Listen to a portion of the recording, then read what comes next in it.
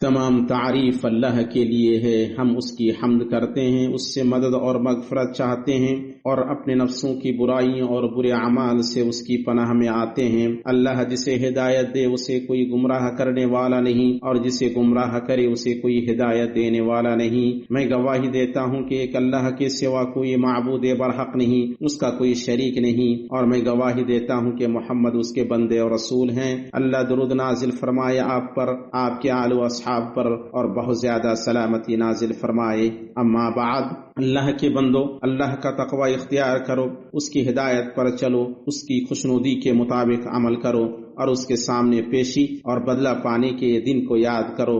اللہ کا فرمان ہے، اور اس دن سے ڈرو جس میں تم سب اللہ کی طرف لوٹائے جاؤ گے، اور ہر شخص کو اس کے اعمال کا پورا پورا بدلہ دیا جائے گا، اور ان پر ظلم نہیں کیا جائے گا۔ مسلمانوں، یہ بات معلوم ہے کہ جہالت علم کی ضد ہے، لیکن جہالت کی دو قسمیں ہیں: نفع بخش حق کو نہ جاننا اور اس کے مطابق اور اس کے تقاضوں پر عمل نہ کرنا، دونوں جہالت ہے۔ اور علم کا پاس و لحاظ نہ کرنے کو جہالت کہا گیا ہے، یا تو اس لیے کہ اس سے فائدہ نہیں اٹھایا گیا چنانچہ اسے جہالت کا درجہ دیا گیا، یا اس لیے کہ وہ اپنے فعل کے برے انجام سے جاہل ہے۔ یہ لوط علیہ السلام ہیں، انہوں نے اپنی قوم کو اس بات سے متصف کیا کہ وہ احمق ہیں اور اپنے اوپر اللہ کے حقوق سے نادان ہیں، کیونکہ انہوں نے اس فطرت کی مخالفت کی جس پر اللہ نے لوگوں کو پیدا کیا ہے۔ اللہ تعالیٰ نے فرمایا اور لوط کا ذکر کر، جبکہ اس نے اپنی قوم سے کہا کہ کیا باوجود دیکھنے بھالنے کی پھر بھی تم بدکاری کر رہے ہو؟ یہ کیا بات ہے کہ تم عورتوں کو چھوڑ کر مردوں کے پاس شہوت سے آتے ہو؟ حق یہ ہے کہ تم بڑی ہی نادانی کر رہے ہو۔ اور یوسف علیہ السلام نے اپنے رب سے دعا کرتے ہوئے کہا، اگر تو نے ان کا فریب مجھ سے دور نہ کیا تو میں تو ان کی طرف مائل ہو جاؤں گا اور بالکل نادانوں میں جا ملوں گا، اور ان لوگوں میں سے ہو جاؤں گا جو اپنے علم کے مطابق عمل نہیں کرتے ہیں، کیونکہ جس کے علم کا کوئی فائدہ نہیں ہے وہ اور جو نہیں جانتا ہے دونوں برابر ہیں۔ اللہ کے بندو، جب حصول علم عظیم ترین قربت کے کاموں میں سے ہے تو علم کی خلاف ورزی کرنا اور اس کی ضد یعنی جہالت پر عمل کرنا سنگین ترین ممنوع کاموں میں سے ہے۔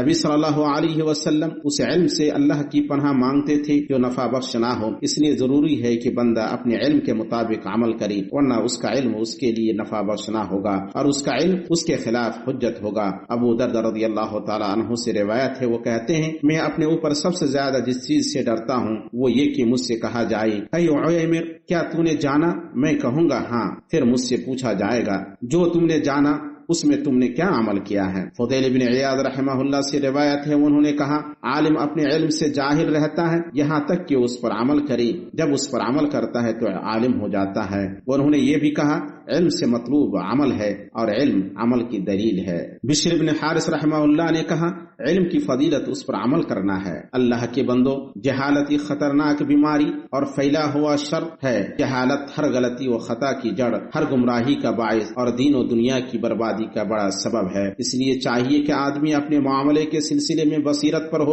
اور ان چیزوں میں نہ پڑے جن میں جاہل لوگ پڑے ہیں۔ اور قرآن کریم نے ناپسندہ جاہلیت والوں کے افعال سے ڈرانے کے لیے جو منہج اپنایا ہے اس پر غور و فکر کرے تاکہ اس میں ان جیسا نہ بن جائے۔ ابن تیمیہ رحمہ اللہ نے کہا، لوگ رسول اللہ صلی اللہ علیہ وسلم کی بعثت سے پہلے حالت جاہلیت میں تھے جو جہالت سے منسوب ہے، چنانچہ جن اقوال و اعمال پر وہ تھے انہیں جاہلوں نے ان کے لیے ایجاد کیا اور انہیں جاہلی انجام دیتا ہے۔ اس جہالت کے مظاہر میں سے میرے بھائیوں یہ ہے کہ وہ اپنی جہالت اور گمراہی کی وجہ سے اللہ سے ایسا گمان رکھتے تھے جو اس کی ذات کی شائن شان نہیں، جیسے کہ اللہ تعالیٰ نے فرمایا، وہ اللہ تعالیٰ کے ساتھ ناحق جہالت بھری بدگمانیاں کر رہے تھے۔ وہ گمان ان کا یہ تھا کہ اسلام دین حق نہیں ہے اور محمد صلی اللہ علیہ وسلم کا معاملہ باطل ہے، وہ کمزور اور ختم ہو جائے گا۔ اللہ اپنے نبی صلی اللہ علیہ وسلم کی مدد نہیں کرے گا، اور جس دین حق کی دعوت آپ صلی اللہ علیہ وسلم نے دی ہے اللہ اسے پورا نہیں کرے گا۔ ابن کثیر رحمہ اللہ نے کہا، اسی طرح ان لوگوں کا اعتقاد ہے کہ مشرک جب اس گھڑی غالب ہو گئی تو وہ گھڑی فیصلہ کن تھی اور اسلام اور اہل اسلام مٹ گئی۔ یہ شک و شبہ والوں کا شیوا ہے۔ جب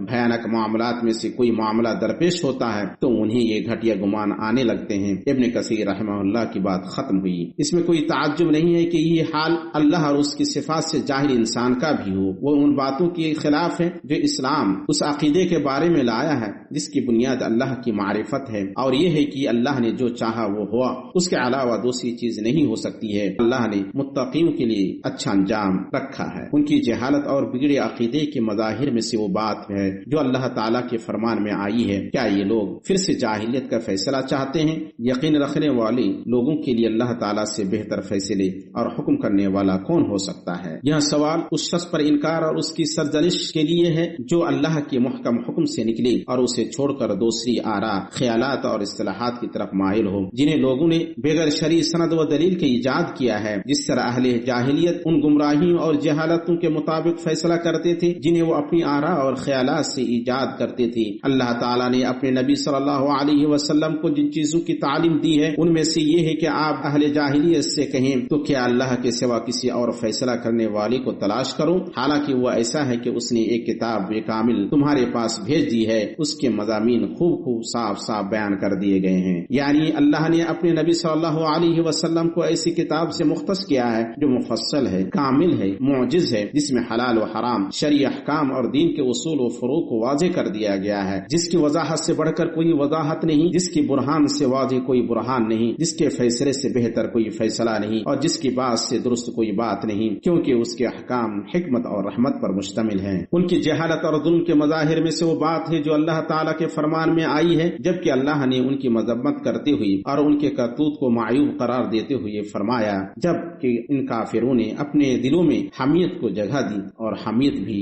جاہلیت ہے، کیونکہ حق کے قبول سے روکنے والی خودداری ان کے دلوں میں راسخ تھی۔ مگر اسلام اعلیٰ اخلاق اور بلند آداب کا دین ہے، اس نے امور جاہلیت کو قبیح قرار دیا ہے، اور نسب و حسب اور رنگ و نسل کی بنیاد پر لوگوں میں کوئی تفریق و تمیز نہیں کی ہے، بلکہ امتیاز، فضیلت اور عزت اللہ کے تقوی سے ہے، کسی اور چیز سے نہیں۔ اللہ تعالیٰ نے فرمایا، ان اکرمکم عند اللہ اتقاکم، تم سب میں باعزت وہ ہے جو سب سے زیادہ ڈرنے والا ہے۔ نبی صلی اللہ علیہ وسلم کی اس تعلیم کو دیکھیں جو آپ صلی اللہ علیہ وسلم نے ابو ذر کو اس وقت دی جب انہوں نے ایک آدمی کو اس کی ماں کی عار دلائی۔ آپ نے فرمایا، اے ابو ذر، کیا تم نے اسے اس کی ماں کی عار دلائی؟ بے شک تم ایسے آدمی ہو جس میں جاہلیت ہے۔ اسی طرح آپ صلی اللہ علیہ وسلم نے آبا و اجداد پر فخر و ناز کو باطل قرار دیا جس پر اہل جاہلیت تھی، چنانچہ آپ صلی اللہ علیہ وسلم نے فرمایا، بے شک اللہ نے تم سے جاہلیت کا کبر و غرور اور آبا و اجداد پر اس کے فخر و ناز کو دور کر دیا۔ آدمی یا تو مومن متقی ہے یا بدکار بدبخت۔ ان شرعی نصوص میں ایسی تعلیمات ہیں جو ان بنیادوں کو ڈھا دیتی ہیں جو اہل جاہلیت کی یہاں عصبیت و حمیت کی بنیاد پر قائم سماجی تعلقات کو استوار کرتی تھیں اور ایمان و دینی بھائی چارے پر تعلقات کو قائم کرتی ہیں۔ ان کی جہالت کے مظاہر میں سے ان کی عورتوں کا ایسی چیزوں میں گرفتار ہونا ہے جن سے اللہ نے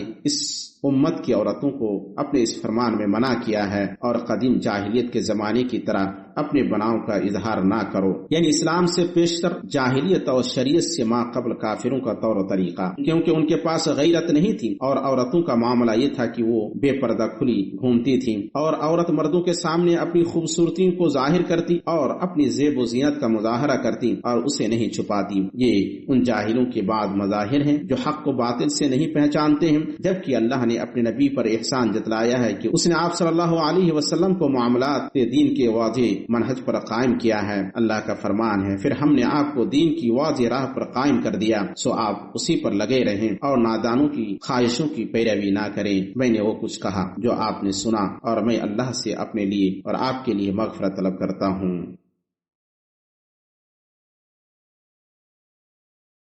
ہر طرح کی تعریف اللہ کے لیے ہے جو بغیر التباس کے باریک چیزوں کو جانتا ہے اور اپنے علم کے تقاضے کے مطابق فیصلہ کرتا ہے، اگرچہ لوگ نہ جانیں۔ درود و سلام ہو ہمارے سردار اور نبی محمد پر جو اللہ پر اعتماد کرنے والوں اور تمام معاملات کو اس کے سپرد کرنے والوں میں سب سے افضل ہیں، آپ کے آل و اصحاب پر اور ان لوگوں پر جو آپ سے دوستی رکھیں اور آپ کی ہدایت سے ہدایت لیں۔ اما بعد، اللہ کے بندو، مالی لین دین میں نبی صلی اللہ علیہ وسلم نے نے اہل جاہلیت کے جن مظاہر کا ذکر کیا ہے ان میں سے آپ صلی اللہ علیہ وسلم کا یہ فرمان ہے جاہلیت کا سود چھوڑ دیا گیا۔ آپ صلی اللہ علیہ وسلم نے اس کی نسبت جاہلیت کی طرف کی کیونکہ انہوں نے اسے اپنے لیے حلال کر لیا تھا۔ جب اسلام آیا تو اس نے سود کی حرمت کو ثابت کیا اور اس پر وعید سنائی، چاہے وہ زیادتی و افزائش کا سود ہو یا ادھار و تاخیر کا سود ہو۔ آپ صلی اللہ علیہ وسلم کا فرمان چھوڑ دیا گیا، یعنی وہ باطل اور رائگاں کر دیا گیا۔ اس لیے تمام سودی معاملات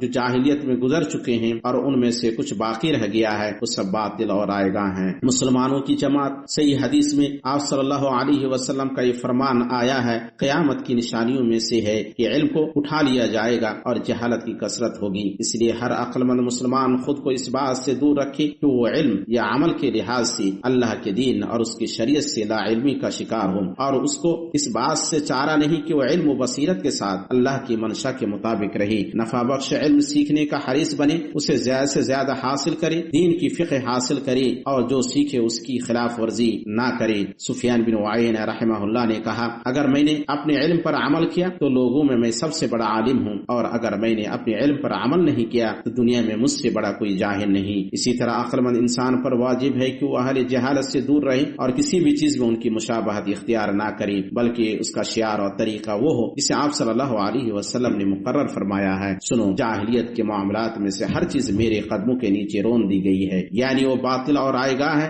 اسے اختیار نہیں کیا جائے گا۔ اس لیے جاہلیت کے تمام معاملات باطل امور ہیں جن کا کوئی فائدہ نہیں ہے، بلکہ ان کا انجام بہت برا ہے اور ان کا نقصان ان کا ارتکاب کرنے والوں کو پہنچے گا۔ اس لیے تواتر کے ساتھ اہل جاہلیت کی مشابہت اختیار کرنے یا ان کی پیروی کرنے کی ممانعت پر شرعی نصوص وارد ہوئی ہیں۔ ان میں سے وہ حدیث ہے جو ابو واقد لیثی رضی اللہ تعالی عنہ سے مروی ہے، وہ کہتے ہیں، ہم لوگ رسول اللہ صلی اللہ علیہ وسلم کے ساتھ حنین کی طرف نکلے اور ہم زمانہ کفر سے قریب تھے۔ مشرکوں کا ایک بیر کا درخت تھا جس کے پاس وہ رکتے تھے اور اس پر اپنے ہتھیاروں کو لٹکاتے تھے، اسے ذات انوات کہا جاتا تھا۔ ہم ایک بیر کے درخت کے پاس سے گزرے تو عرض کیا، اے اللہ کے رسول، ہمارے لیے ایک ذات انوات مقرر کر دیں جیسے ان مشرکوں کے لیے ذات انوات ہے۔ رسول اللہ صلی اللہ علیہ وسلم نے فرمایا، اللہ اکبر، بے شک یہ چلے آ رہے طریقے ہیں، اس ذات کی قسم جس کے ہاتھ میں میری جان ہے، تم نے وہی کہا جو بنی اسرائیل نے موسیٰ علیہ السلام سے کہا تھا، ہمارے لیے بھی ایک معبود ایسا ہی مقرر کر دیجیے جیسے ان کے یہ معبود ہیں۔ انہوں نے کہا، واقعی تم لوگوں میں بڑی جہالت ہے، تم اپنی پیشرو قوموں کے راستے پر ضرور چلو گے۔ آپ صلی اللہ علیہ وسلم نے ان کی مانگ کی مذمت کی اور ان پر انکار کیا کہ وہ بنی اسرائیل سے مشابہت اختیار کریں۔ سنیں اللہ کے بندو، آپ درود و سلام پڑھیں اللہ کے سب سے بہتر اور چنیدہ مخلوق پر، جیسا کہ آپ کو آپ کے رب تعالی نے حکم دیا ہے۔ بے شک اللہ اور اس کے فرشتے اس نبی پر درود بھیجتے ہیں۔ اے ایمان والو، تم بھی ان پر درود بھیجو اور خوب سلام بھی پڑھتے رہا کرو۔ اے اللہ، درود نازل فرما محمد پر اور آل محمد پر، جیسا کہ تو نے درود نازل فرمایا آل ابراہیم پر۔ اے اللہ، تو برکت نازل فرما محمد پر اور آل محمد پر، جیسا کہ تو نے برکت نازل فرمائی جہانوں میں آل ابراہیم پر۔ بے شک تو لائق حمد صاحب عظمت ہے۔ اے اللہ، اسلام اور مسلمانوں کو غلبہ عطا کر اور کفر اور کافروں کو رسوا کر۔ اے اللہ، ہم اپنے کمزور بھائیوں، تیری راہ میں جہاد کرنے والوں، سرحدوں پر تعینات سپاہیوں اور حدود کے محافظوں کے لیے تجھ سے مدد مانگتے ہیں۔ اے اللہ، اس ملک کو اور مسلمانوں کے باقی ملکوں کو امن و اطمینان، خوشحالی اور خوشادی کا گہوارہ بنا۔ اے اللہ، جو ہمارا اور اسلام اور مسلمانوں کا برا چاہے تو اسے آفت سے دوچار کر دے، اس کی سازش کو اس پر لوٹا دے اور اس کی تدبیر کو اس کی تباہی کا سامان بنا دے۔ اے دعا کو خوب سننے والے، اے اللہ، تو ہمارے ملک اور مسلمانوں کے ملکوں کو برے لوگوں کے شر، بدکاروں کی سازش، رات و دن آنے والے مصائب کے شر، چال بازوں کی چال اور ظالموں کی زیادتی سے محفوظ رکھ۔ اے اللہ، ہمیں وطنوں اور گھروں میں امن سے نواز اور سربراہوں اور حکمرانوں کی اصلاح کر، یا حی یا قیوم۔ اے اللہ، ہمارے سربراہ کو ان اقوال و افعال کی توفیق دے جو تجھے پسند ہوں اور جن سے تو راضی ہو۔ اے اللہ، انہیں اور ان کے ولی عہد کو اپنی ہدایت اور اپنی خوشنودی کے لیے کام کرنے کی توفیق دے۔ اے اللہ، فلسطین میں ہمارے بھائیوں کی مدد کر۔ اے اللہ، ان کے لیے نصرت، عزت، غلبہ اور تمکین لکھ دے۔ اے اللہ، ان کا غم دور کر، ان کی مصیبت ختم کر، ان کے قدموں کو ثابت رکھ، ان کے بیماروں کو شفا دے، ان کے مبتلا کو عافیت عطا فرما، ان کے مردوں پر رحم کر اور ان کے مقتولوں کو شہداء میں قبول فرما۔ اے اللہ، تو ان کا معین و مددگار و معید اور سہارا بن۔ اے اللہ، تو ہمارے اندر ایمان کو محبوب بنا دے اور ہمارے دلوں میں اسے مزین کر دے، ہمارے اندر کفر، فسق اور نافرمانی کو ناپسندہ بنا دے اور ہمیں ہدایت یافتہ لوگوں میں سے بنا۔ اے اللہ، تو ہمیں حالت اسلام پر وفات دے اور حالت اسلام پر زندہ رکھ اور ہمیں رسوا کیے اور فتنہ میں ڈالے بغیر نیک لوگوں کے ساتھ ملا دے۔ والحمد للہ رب العالمین۔